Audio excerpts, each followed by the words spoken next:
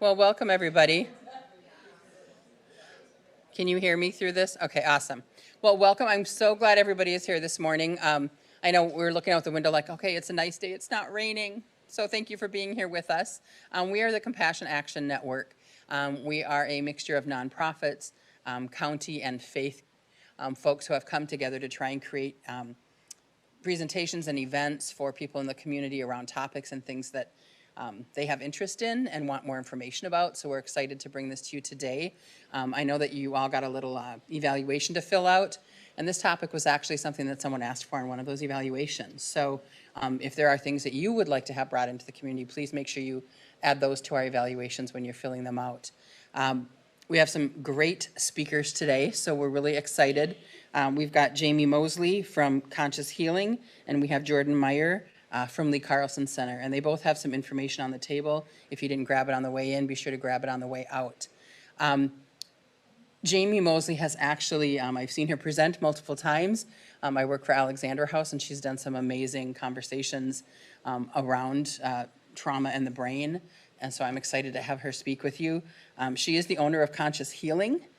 She is a licensed professional clinical counselor who has completed her master's degree in mental health and counseling from Walden University, along with achieving a CDWF. After 20 plus years with Head Start, Jamie pursued her long-term career goals, becoming a therapist. Jamie's experience includes substance abuse work, inpatient mental health and group, individual and couples therapy.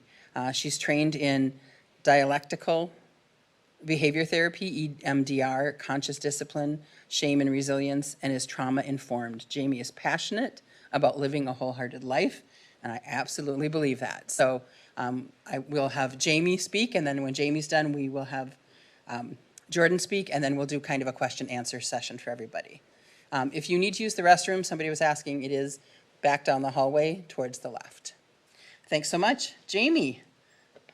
Yay! Good morning. Okay, so I like to move around. So I'm going to try to be jumping around from this clicky thing and talking to you all. So my name is Jamie Mosley, and I'm going to give you just a little bit of information so you're like, yes, we can trust what she says. But I did begin my career in early childhood education as a preschool teacher with Head Start, which, if you're familiar with that program, is some of the most traumatized kids you're going to work with.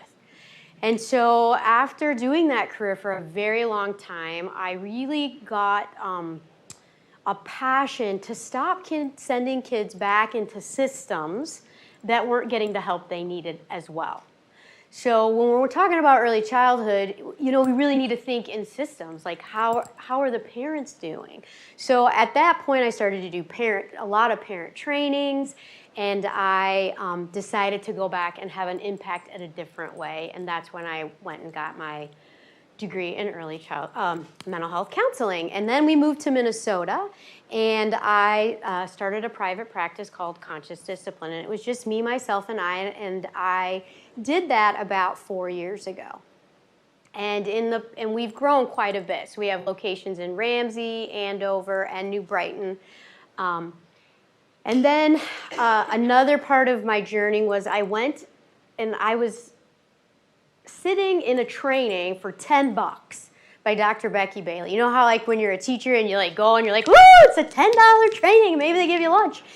And I was blown away at this information that she finally gave, the things I knew to be true in my heart with working with kids who are in trauma and families. She gave me the brain information for why we do what we do.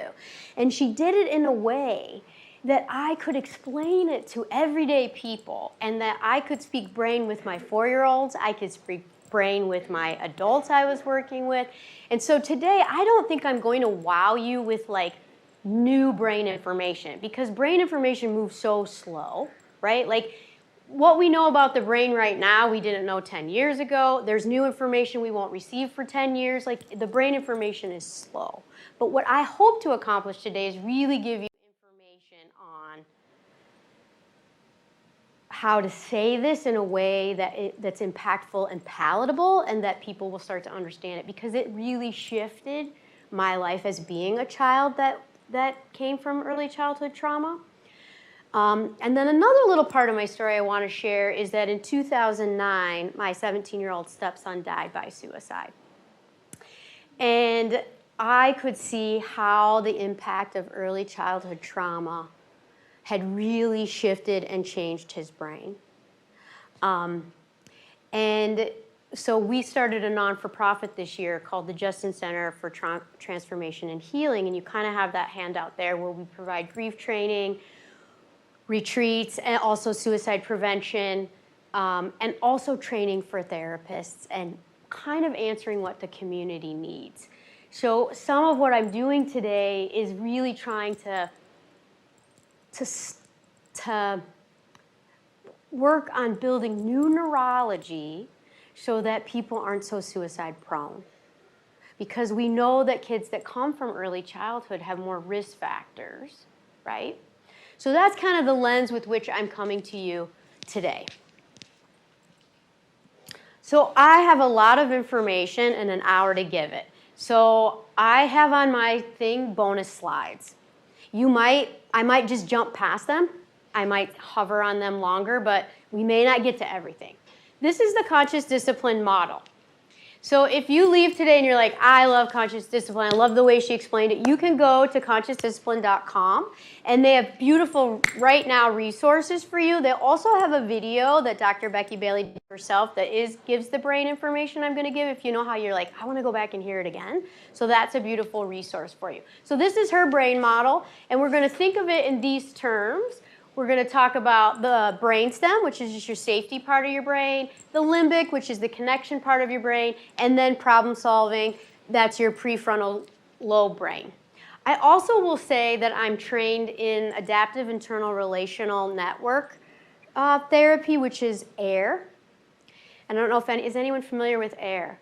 So AIR therapy is really designed to work with complex trauma. And when I say complex trauma, I'm talking about early childhood trauma. And so if you're looking for a therapist who's really trained in how to get at these lower centers of the brain, we're really wanting to look for an AIR-trained therapist. I can't say enough about that. Or an IFS, internal family systems therapist, because we're trained to get at the parts of the brain that talk isn't really going to impact. Does that make sense? Okay, so let's just break it apart. First of all, we're going to talk about the brainstem. So take your hand, put it behind your head, and say brainstem. Brainstem. Yes. As early childhood providers, we know the more we touch, talk, say, do, smell, the deeper it goes in your brain. So I'm going to try to incorporate some of that. So brainstem, simple. It's programmed to survive. It doesn't give a crap. I said crap, not the other word. Try not to cuss because this is being recorded. Okay. So programmed to survive, and that comes online in the mama's womb. So I will say I also work at the Anoka County Juvenile Center, so I work with some of the toughest kids that you can imagine, and this is a lot of what happened for them. They were in a mama's womb, and if that mama was highly stressed or in danger, that little brainstem starts to get wired for survival right away. So that kid may come out as a very anxious child. So we might see that manifest out. And they might say things to me like, well, nothing happened to me. And I might say, tell me about mom's pregnancy. Or I might have a mom who's severely depressed during pregnancy. And I might have a little that comes out that's really unmotivated. They're like a slow kind of kid. And that may be about how he was wired right up in the womb. And then we have the kids who I work with who come from substance abuse. So I might be working with a kiddo who has meth in their system when they were born. And now I'm working with a kid who's highly dissociative. Because what escapes do littles have from trauma? We dissociate, right? We just shut off all the things. Okay. So the brain is pattern seeking. And that is really important when we think about the brain because what we're looking at here is if you come from a home with a very concrete pattern, right? Like I got up this morning and it looked the same pretty much the same way as it typically does. My husband yells up, Jackson, you have 5 more minutes. Parker, you need to get your backpack. Everybody gets their juice, get your lunch pack, right? It's a nice beat. And that beat is about 80 beats per minute if all went well in early childhood in that mama's womb and when that kid came out, right? So we rock at 80 beats per minute. Lullabies are set for 80 beats per minute. And kids who come from a meth mama's heart rate is going to run about 100, 120. So I had a kiddo I'm working with, 16 years old. He would come down, meth baby, just like you could just see he was out of his skin. So one day I was just like, let's just see where your heart rate's at. So I put my Apple Watch on it, heart rate super high. We were doing nothing. We hadn't talked about anything difficult. We were just like chit-chatting. And then we were able to utilize some breath work to kind of bring that down. So that's the stuff we're dealing with, stuff that is already wired in there. And then they're coming to therapists and they're trying to DBT that out of them, right? Like, well, we'll just use ride the wave. And it's like, I can't, like, ride the wave doesn't work on the brainstem, right?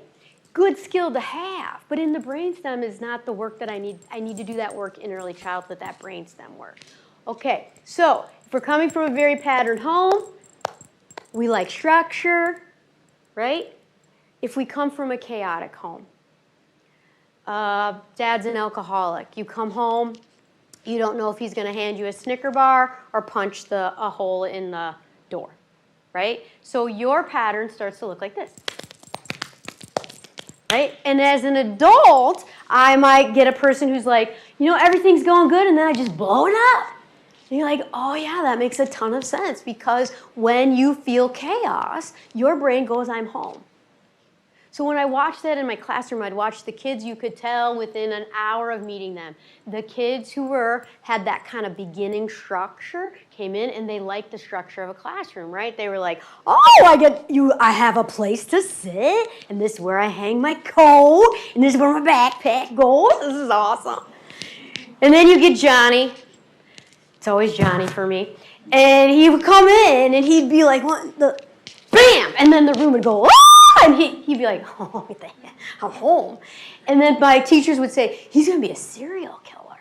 And I'm like, no. Like, he felt like now he's safe, right? So that's what I'm working with, of trying to rewire, build new neurology around this very pattern that is so ingrained.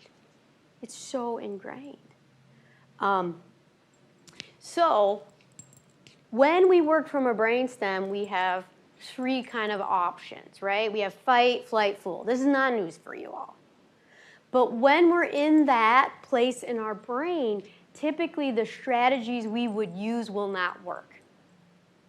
So when you're in your brainstem, you only have skills available to you that are survival.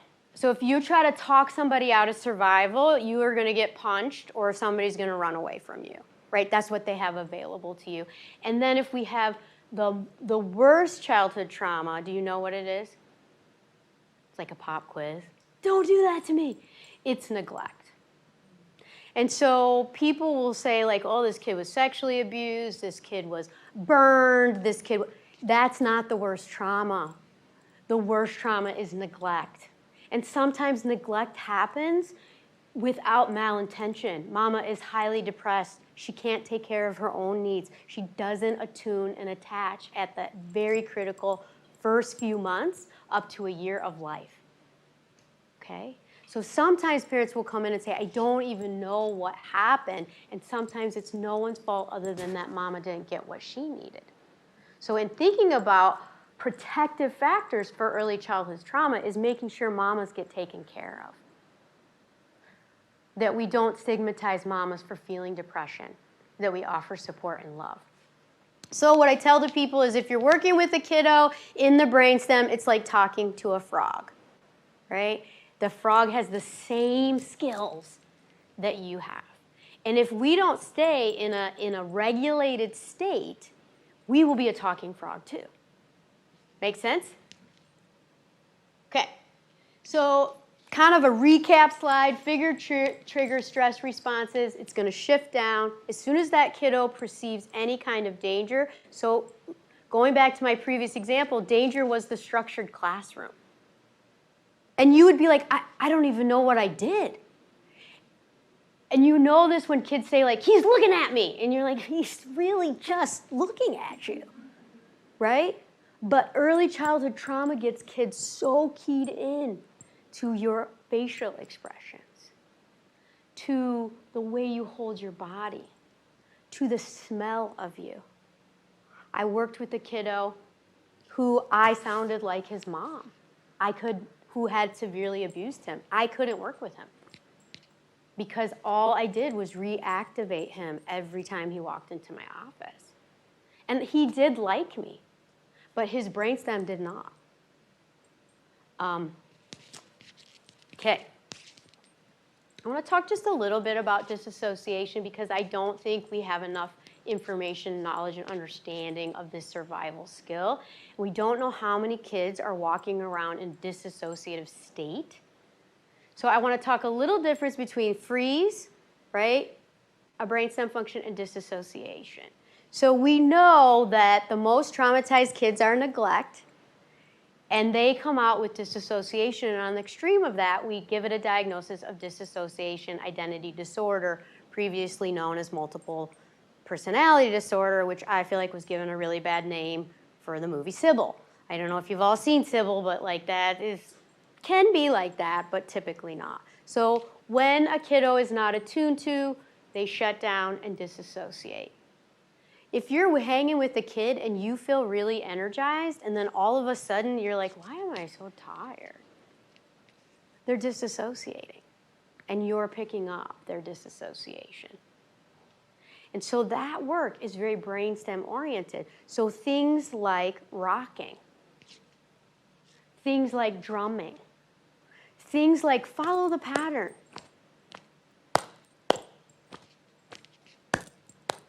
Which, if you're doing that as a therapist in a room, people are like, what in the hell are you doing? Like, I pay you for that. But those are the things that are going to build the neurology we need to move out of disassociation. Or when you hear kids say, I don't remember doing that. And rage is a form of disassociation. So how many of you work with kiddos that are highly angry? And it's not like just, ooh, I didn't get a cookie.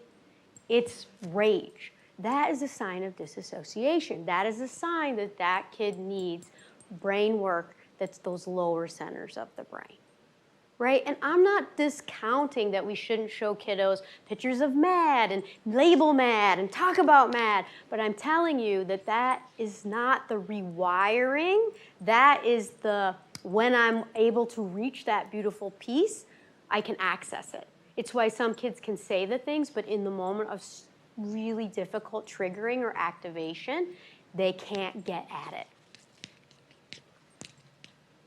Okay, so the brainstem asks one question and one question only, so I want you to take this away. Am I safe? If you do not answer that question, you're not getting anything else done. Am I safe?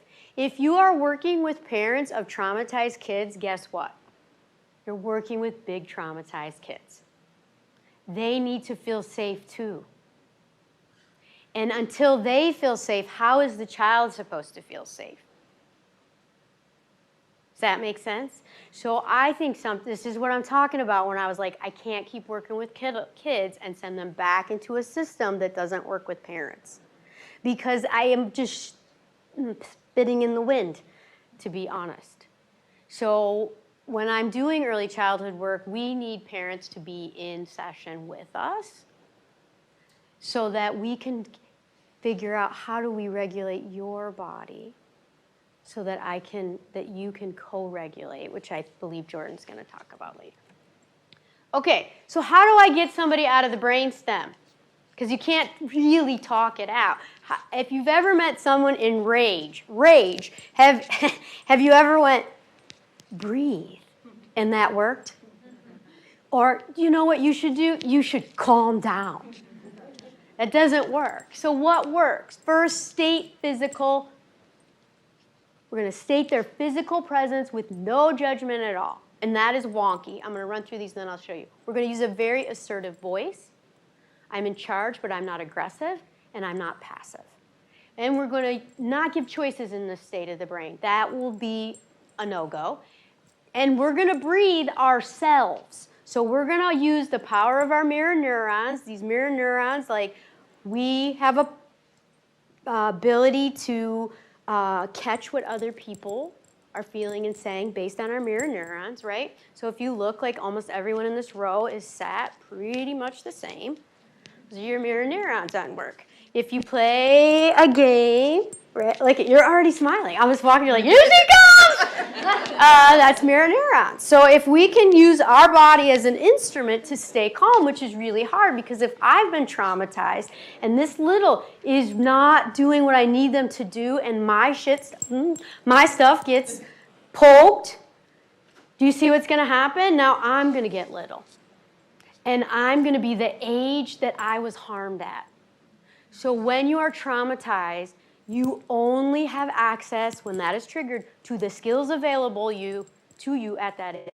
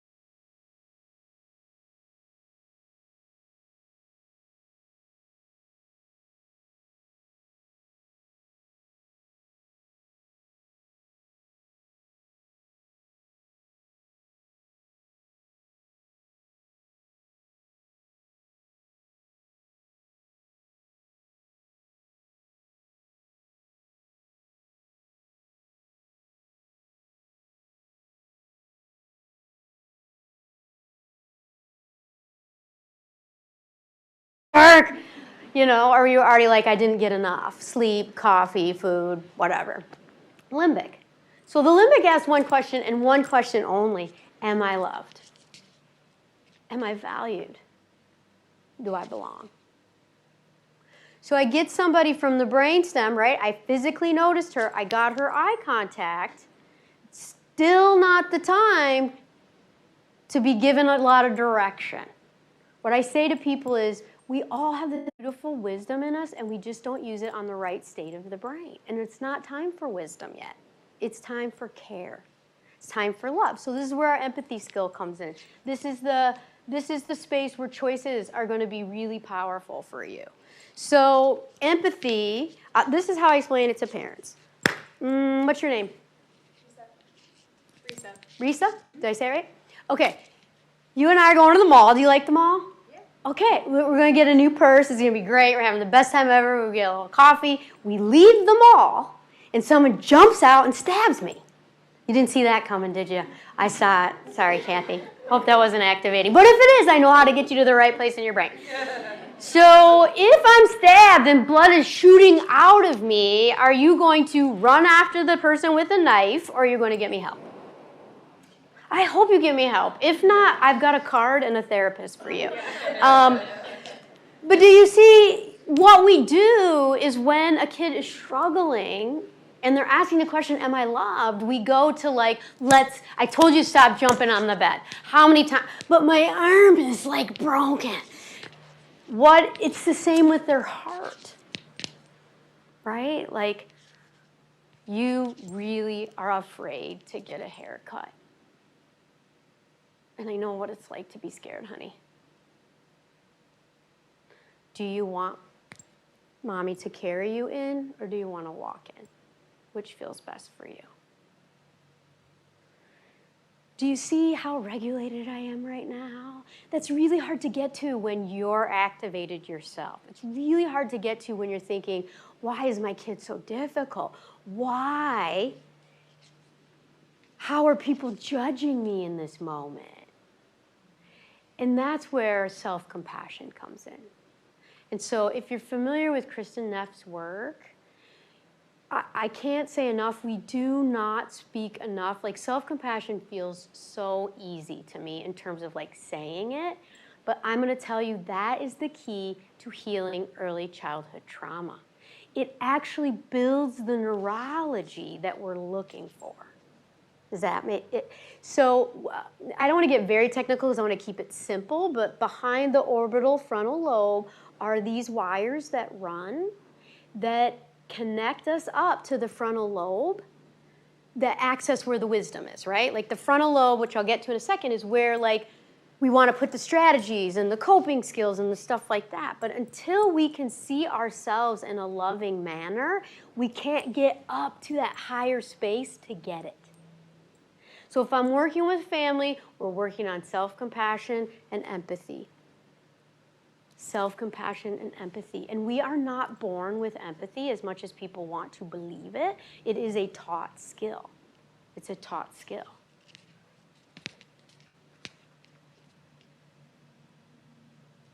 Okay, so attributes of empathy. I'm not going to spend a lot of time with this, but if you want to know more, we do a lot of Brene Brown work at the Justin Center. I'm a Daring Way facilitator, and this comes from that.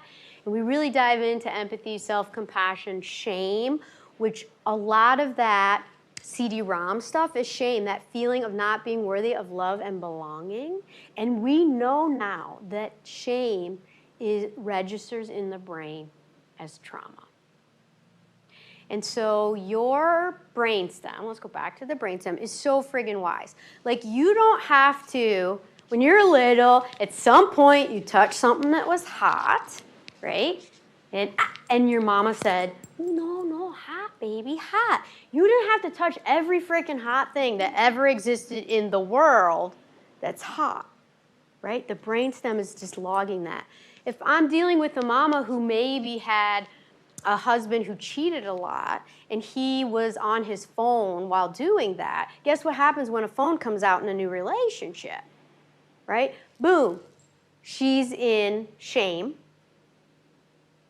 And in shame, we don't access our higher wisdom, right? So then what actually happens is when we experience shame, we kind of go back to those survival skills. Fight, flight, or freeze. So people say, well, why did you say that to him? Like that was a horrible thing. Yeah, because I was speaking from my brainstem and or the limbic, which are things that were said to me. I still got y'all? Okay. So attributes of empathy: perspective taking, staying out of judgment, recognizing emotion, communicating emotion, and being mindful of what's going on in your body. Because if I do that, if I regulate what comes out of my mouth, it doesn't matter. It will be beautiful. So I don't get so hung up on the words as in like, can I view you through a lens of care? So think about this.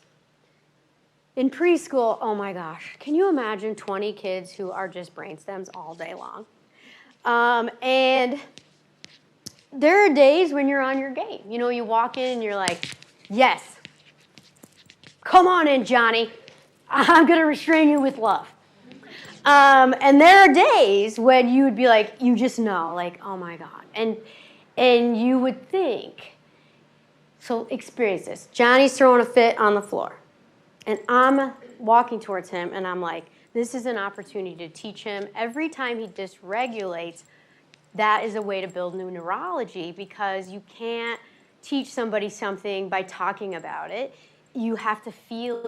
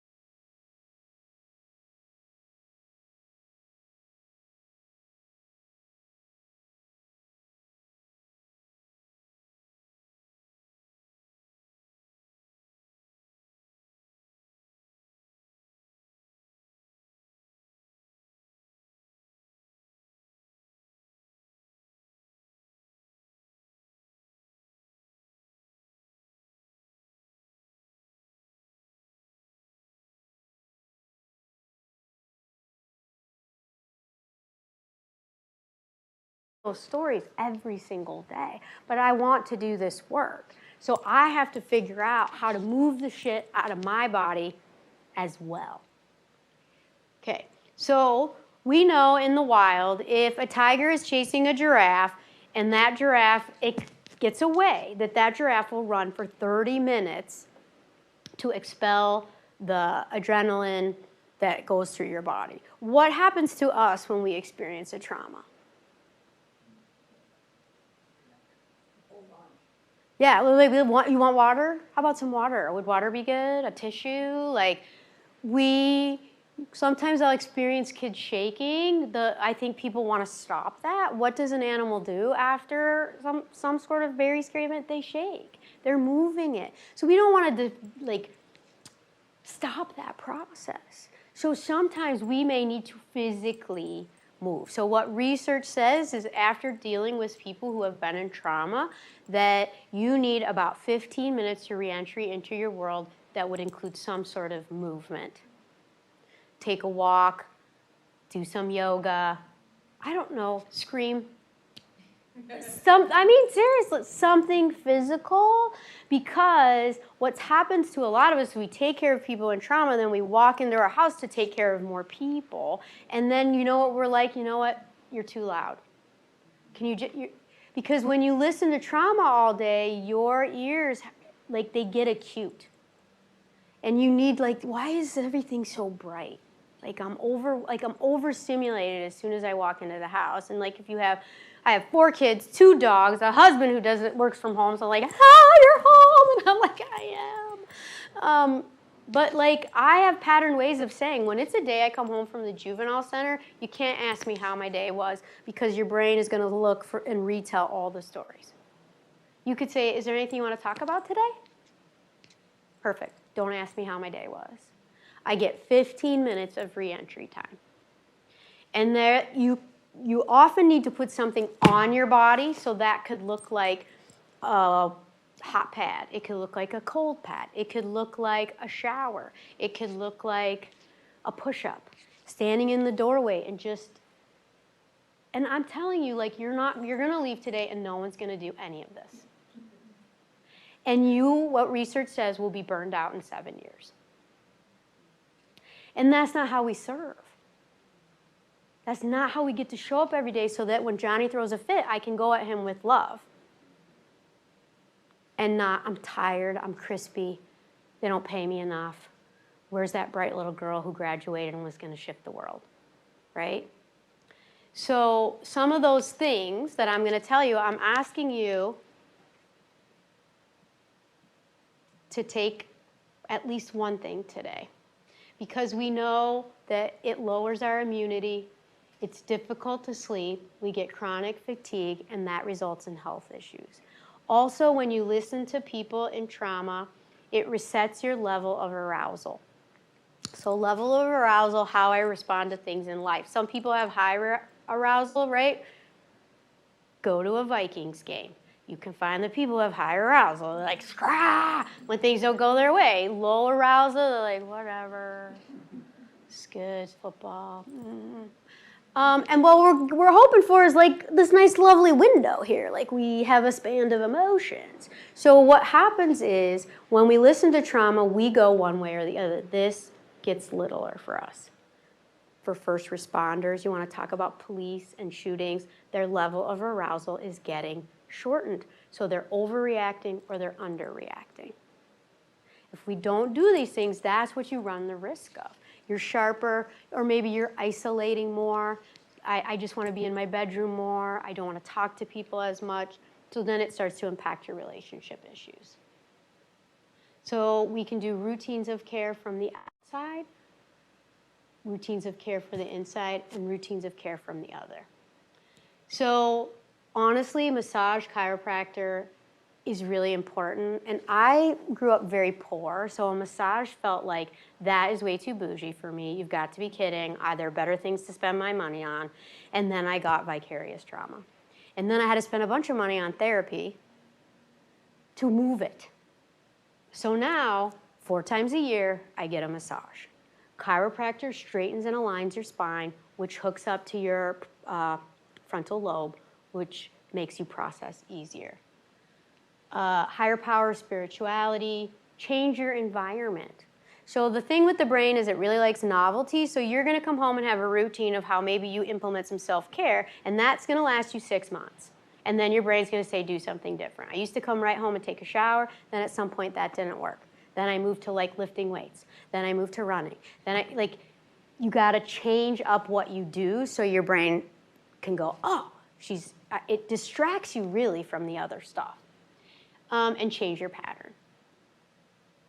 Wishing well is an action of care. And so when we work with people who are in trauma, a lot of times they stay on our hearts more than just the job. And that's not healthy for us. And so we know if you use the power, some might call it prayer, some might call it wishing well, but you pull up your most positive energy. So find a picture of something that immediately gives you love. So any baby that has been born for me, like boom, I'm just like right there. And then you send all that energy out to that person. And there is so much research on what it does for your autoimmune system. It fights colds. It just, like, I don't have time for all the research, but I do have it if you want to see something else I do. But those things, actions of care, and then we put it to bed. That's all we can do. And the research says those people actually receive that. They get that positive energy due to kind of that quantum physics idea. Containering, imagery, breath work, and then self-compassion. This is an alpha stim. It puts alpha waves in your brain. A lot of trauma therapists use this on themselves. I use it a lot with kids at the juvenile center. It's kind of like serotonin, but it's a way you can do it without medication. And so a lot of people who are struggling with medication don't want to do it. This is a really nice option. It makes you feel more focused, it regulates your body, and it will move some of that crappy stuff. Okay? I'm like right there. Never happens. Thanks, Jamie. Mm-hmm. So appreciate all that information. And questions that you have, we will pull at the end after Jordan speaks. Jordan Myhre is from Carlson with the Mental Health and Wellbeing Center. Jordan is a supervising therapist at Carlson who specializes in the early childhood program. Jordan has worked with children 0 to 5 for about 7 years in day treatment centers, in schools, in homes, and in clinic. She is certified in TFCBT and in the ABC model of therapy in infant and early childhood, and currently is getting trained to be an ABC supervisor in order to continue supporting early childhood workers. So we're going to hear now from Jordan, and then we'll do a question and answer session. Thank you. Can you hear me? Is it on? Is it this one? Hello? Better? Oh, there we go. Okay. All right, I'm probably not going to be as entertaining as Jamie because she just had all the stories and all the moves and stuff, but hopefully get you guys some information. So I'm going to focus more, so she did more of the brain and the trauma and stuff, and I'm going to focus more on kind of that caregiver and parent-child relationship and come from an attachment lens, just with my training and my experience. That's kind of how I work with my clients, and just with the couple years and being really exposed to the ABC model, which is attachment biobehavioral catch-up by Myhre Dozier. That's really like my passion and kind of like what I wrote my work into and is the foundation of my work with all my clients, all my families and everything like that. So I want to give you guys some takeaways, whether you're a parent, a teacher, a provider, a therapist, everybody's touched by children. So this can be for everybody, not just people who have experienced trauma, but I just want to give you guys lots of tools that you can use in your everyday life when you are connecting with those kiddos who are 5 and under. So my learning objectives today are identifying different interventions to promote a secure attachment, how to assist caregivers in implementing these interventions, how can the community best support early childhood kiddos and their families, and then just at the end I have some evidence-based practices that are out there that if you're not actually working in like a therapeutic setting, that you can still be able to give as a resource to people. So, like I said, from an attachment lens, relationship is the foundation. So that parent-child, caregiver-child relationship is huge. It's a huge protective factor for kids in order for them to grow and develop in a healthy way with their mental health and their emotional well-being. So kind of what we focus on in ABC is different targeted behaviors that caregivers, that we want to instill in caregivers and acknowledge and validate that they're doing, and then coach them on how they can do it in different situations. So nurturing your child, and I'll go into detail about each one of these, being with and enjoying your child, avoiding frightening behaviors, and then that co-regulation piece, which is huge. So nurturing your child. So what that could look like or what that could mean is the child could be coming from a place of feeling sad or scared or upset, or potentially bidding for your affection. So in those moments, you want to respond the same. So you want to comfort them, whether that's physically comforting them, picking them up, rubbing their back, saying, you know, I'm here for you. Facial expressions, tone of voice, all those things that kids are so in tune with the adults in their life. You know, having a loving kind of face so that they can feel safe to go in for those hugs and stuff like that. Pulling them onto your lap. You know, kids a lot of times when you're sitting down will just come and sit right in your lap like that. So, you know, bringing them in closer, right? That's their bid for affection. They want you close. They want to feel secure and safe with you. And a lot of times they're not really verbally expressing that, but they're physically showing you, like, this is my cue for you to come in and grab me so I can feel good. And they need this even when they don't appear like they do. So a lot of kids might come from a place where they have a secure attachment with their caregiver, where they have a healthy relationship. Caregivers are doing everything they're supposed to do. And so those kids are going to give clear signals for that, right? When they're upset, they're going to run to their mom. They're going to say, you know, oh, I'm sad. Like, can I have a hug? Or they'll just like go over to them. If there's strangers around, when they feel a little unsafe, things like that. Or again, they'll like come home from daycare and just run up and have their arms out to reach out to them, so the caregiver can pick them up and again like rub their back and be so excited too. But a lot of times, especially with kids who've experienced trauma, are going to give unclear signals. So they might not have had that initial healthy attachment with an adult, whether that's a mother or a father or grandma, somebody who was maybe abusive, neglectful, things like that. And so it's going to be harder for caregivers to understand when they should give that nurturance to that child. And so a lot of times maybe they will kind of be walking and they'll just like turn away from the caregiver, right? Or maybe they'll just be so like upset and dysregulated that anything you do with like a nurturing sense, picking them up, stuff, it just isn't helping. And so what we really want to instill is that no matter what, if there's a situation that you feel like the kiddo needs nurturing, appears sad, appears like maybe they got hurt, right? They trip and fall, and maybe they're not showing like they need a hug because they're just like, get back up and walk. We always want to provide nurturance, 100%. Again, nurturing kind of instills in the kid that adults are going to be there for them when they have these feelings. They don't have to do it alone, and that we can make them feel safe and secure with that.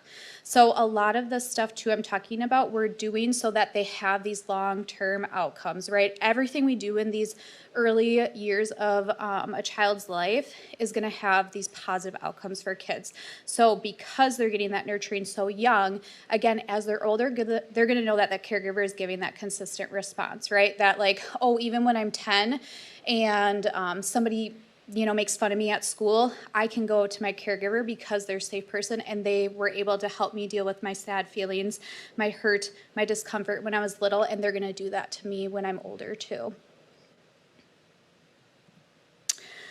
And then being with and enjoying your child. So another big kind of behavior and targeted theme that we work on is following your child's lead and delighting in your child. So when kiddos, of course, are 0 to 5, they need lots of our attention.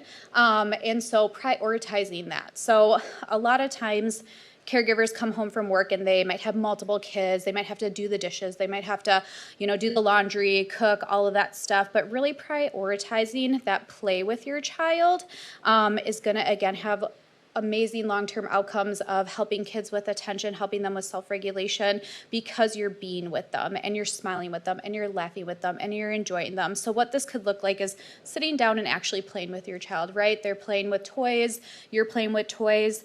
It could look like commenting on what they're doing. So a little baby picks up a purple rattle and you're like, oh my gosh, you picked up the purple rattle, right? That's helping them kind of with language development by saying what they're doing. That's a good way to follow kids' lead as well when you have a lot to do or you have multiple children, so that each of them feel like they're getting that same attention. So one kid, you're on the floor and one kid is playing with you, but then the other one's kind of off and is racing cars, you know, to follow that other kid's lead. Even though you're with the other one, you can say, oh my gosh, you're driving your car so fast, right? That's still giving them that attention. Again, that's going to have these long-term outcomes. Repeating their words and noises is a good one for infants. So like when little babies, you know, they're not maybe necessarily full on playing, imaginative play and functional play and stuff like that. When they're just like, ba, ba, ba, ba, you know, going into them, smiling with them, being like, ba, ba, ba, ba, you know, it just like makes them feel so confident in themselves and feel valued by you when you're doing things like that. And then obviously copying their play, getting down on their level, and then smiling and laughing with them. Something we want to try and avoid is directive play. So we really want this to be where the child is leading everything. And so we don't want to be teachy. We don't want to be directive. If we're reading a book and we say, oh, what's a cow say, right? That's us kind of controlling the play, when we really want the child to be the one in control of the play. Because again, if they say, oh, here's a duck and it's actually a rooster, does that really matter at the end of the day? No. Like when they're 20, they're not going to call ducks roosters. So really it's about just letting them explore their world on their own, and you're just a safe base right there next to them, enjoying with them and everything like that. And again, when kids are older, they have such imaginations that you don't want to stop them from that like they're playing pirate and they're doing things that maybe don't seem right. That's not your job to kind of teach them the rights and things like that. Like they go to school, they'll figure that stuff out. Your job is just to be with them, be present, prioritize them, and things like that. So super, super important to play with your children.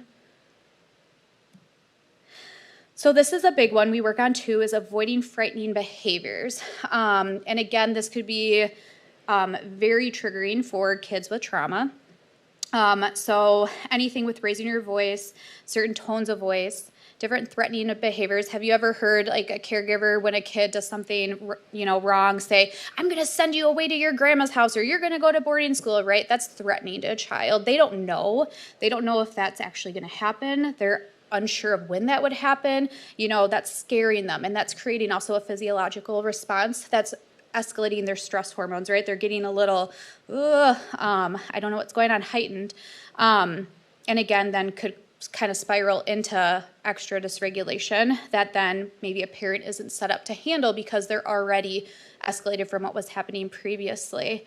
And a big thing is that we know that punishment in kiddos 0 to 5 doesn't work. Don't do it, right? Like kids don't have the brain development to be able to go and deal with feelings on their own and punishments and timeouts, things like that. They need us caregivers to support them in that, right? They don't know how to like name their feelings yet. They don't know how to self-soothe. We still are those people for them who help them in those moments. So when we're saying to a kid who's crying, who, you know, maybe screamed at the parent because they wanted more TV, and we said, go to your room. We're teaching that kid that you need to deal with your feelings on your own, and we're not here to help you. So when we are doing, there's kind of like calming corners, if you've heard, or like time ins, like that's different kind of ways to structure like working on feelings with kids, is you go with them to those places, right? You teach them these skills. You're there with them. You're modeling it for them versus, again, saying like, you're sad, I don't want to deal with it, you go deal with it by yourself. So we want to really avoid that stuff. Another thing with young kids that could potentially be frightening is tickling, because it's intrusive, right? They're having like this automatic response of smiling and laughing, but like really they might be uncomfortable with it. And again, like we are unsure of what's actually happening within their bodies if kind of that stress hormone's happening. And if they are feeling distressed, so like I know everybody loves to tickle a baby because they're so happy and they laugh and smile, but sometimes kind of noticing their cues, like we said earlier with nurturance, how kids might signal that easily. Like if we see we're tickling or getting a little intrusive with a puppet with a child and they kind of turn their head, or maybe they're kind of like moving their body a little bit, like notice that and honor that in the kids.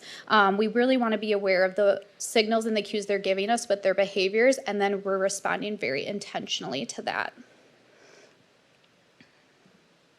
So this is the big one. So again, kids 5 and under do not have the ability, the brain development, all of that to be able to regulate themselves. So again, setting it up for the kid to be able to handle their feelings is just going to be a failure. It's not setting them up for success. So we really have to be a big piece with these children to help them calm down. So co-regulation and calming is huge. So there's a lot of things to do and a lot of things not to do during this time. So obviously a big thing for caregivers is to stay calm yourself, because if you're reactive, the child's going to be reactive. And again, that's not modeling calming when you're having big feelings. So that is something that's really hard for people, especially people who, what we call, have voices from the past, voices from the present, or if you're familiar with Circle of Security, it's a resource that'll pop up here at the end, shark music. So that's kind of how you were parented when you were younger and how that influences your parenting now in the present day. So like say you were hurt all the time and your parents told you like, oh, you suck it up, like feel better, instead of like what we talked about, you always want to nurture, always say, are you okay? Like, even if they seem like they're not hurt, like, oh, do you need a hug, right? Offering that, then you're not going to really stay calm in those moments and you're going to do the same thing. So it's really about thinking about that stuff and then doing what you know is best for your child, and being intentional with the way you're reacting. That's a lot about parenting, is right, the intent and the mindfulness of doing what you know is going to be best for your kid. Staying close, proximity is huge. Again, that's a big thing when I think kids are upset. They like to run to like a corner. They like to run to their room, go to a different spot, follow them, right? Again, we don't want to leave them alone with their feelings and make them feel isolated and make them feel like we aren't there to help them handle that. So even if they do that, again, that's kind of an unclear signal that a caregiver might read as like, oh, they're going to go take 5 minutes and when they're ready, they'll come back. No, we as the caregiver need to know that we need to go to them and reassure them that I'm here. And when you're ready, I'll help you. So like staying close still is a really important strategy. Again, that I think kids can give those mixed signals that we want to be intentional about and go to them. Identify and name the feeling for them. Don't fix the feeling, right?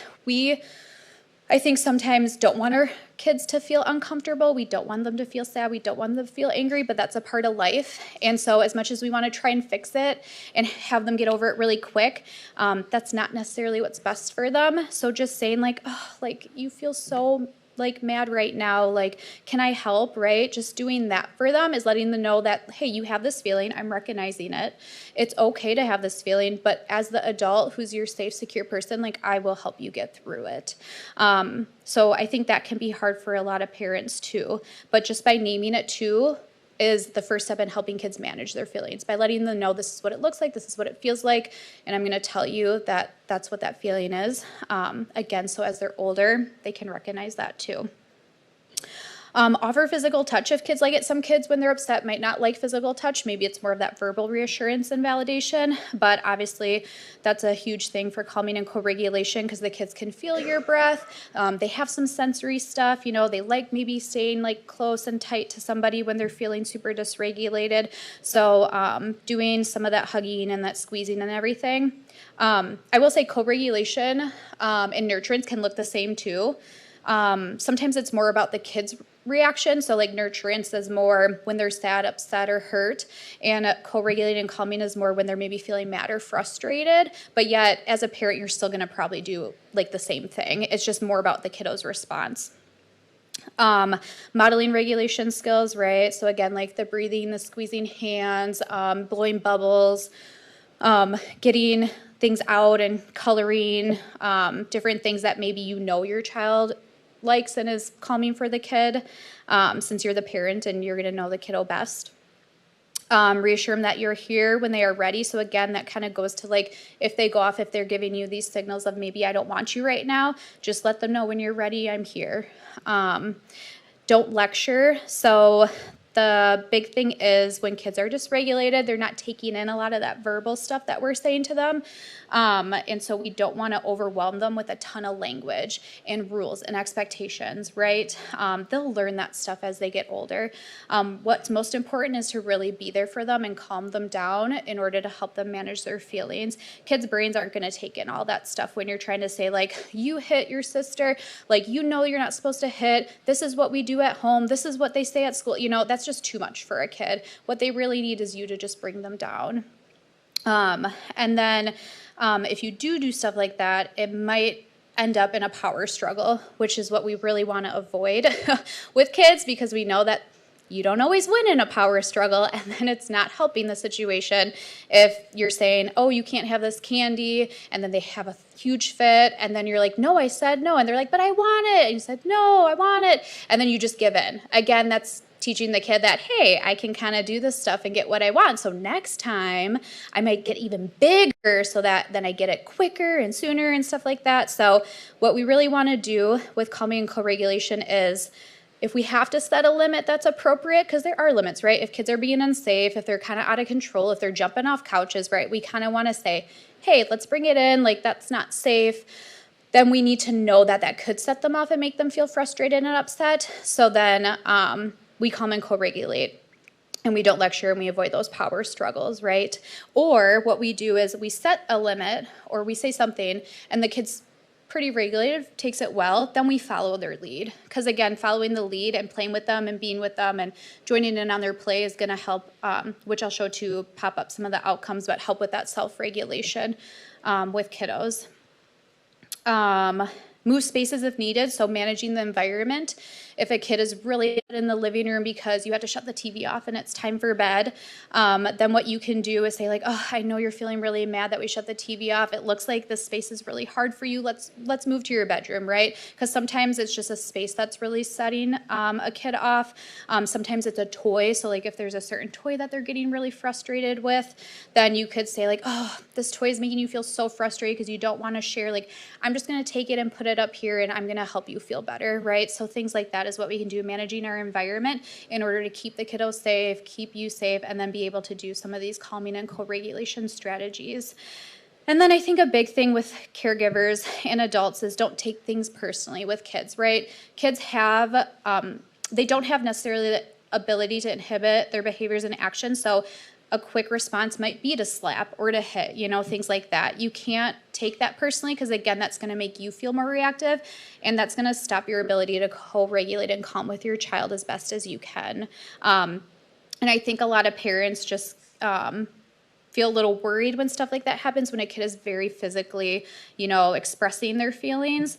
But again, like, kids are kids. They don't wake up in the mornings to say like, I'm going to be mean and I'm going to punch my parent all day today, right? It's just them not being able to deal with their feelings and then them needing us to be there to help them through that.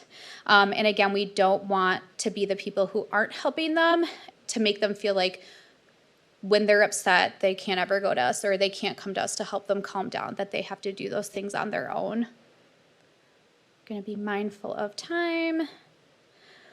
So, I know a lot of people kind of have different jobs and stuff like that here, but just kind of how we can support caregivers is validation, right? We want to really normalize that parenting is hard and being with kiddos 0 to 5 is really challenging. And it's a time in their life where there's lots of curiosity, lots of exploration, lots of testing, like all that stuff.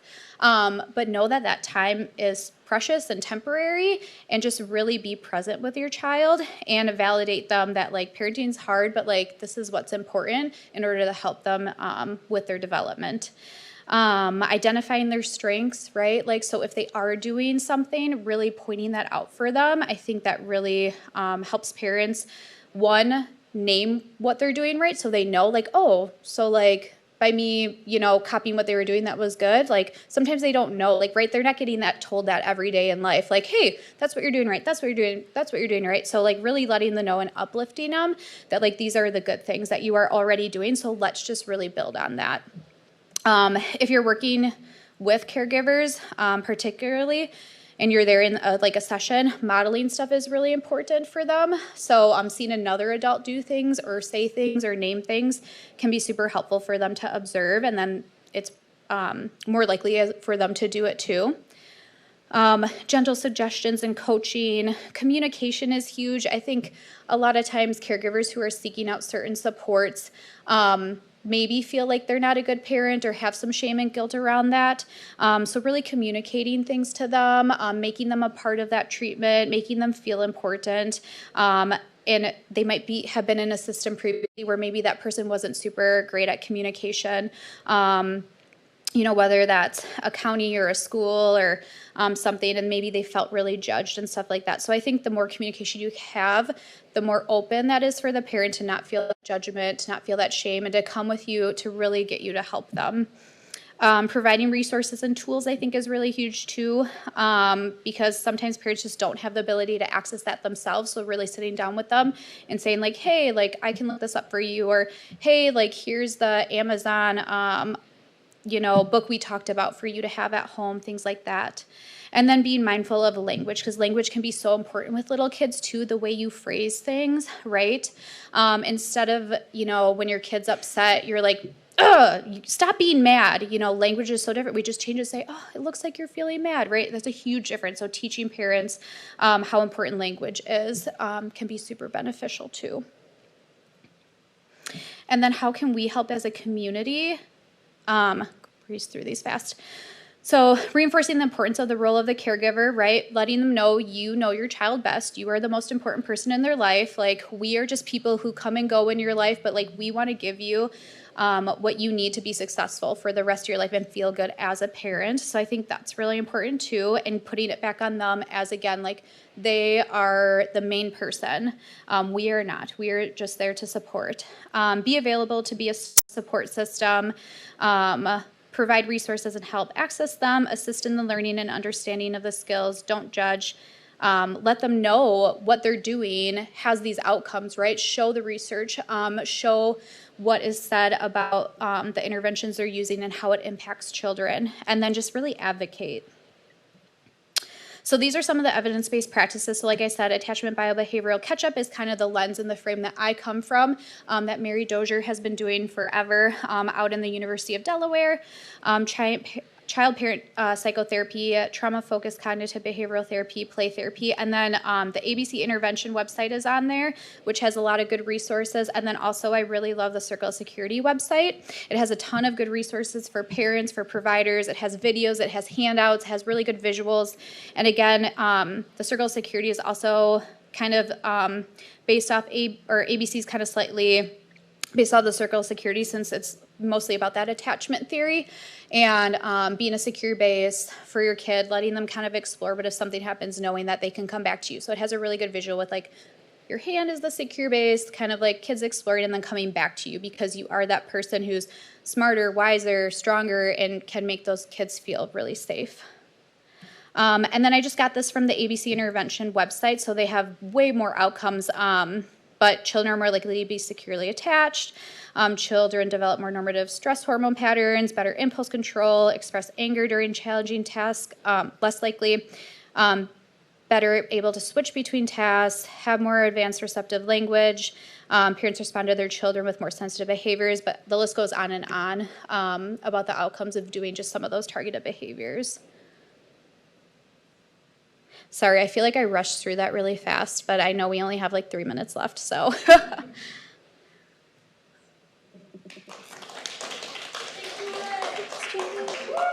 Do you want us to stay up here? Yeah. Okay.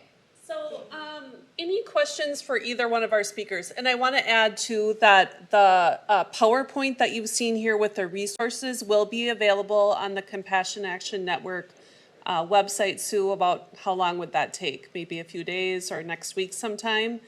So even though we had to run through some of that kind of quickly, those resources are available to you. But questions for either of our wonderful speakers today?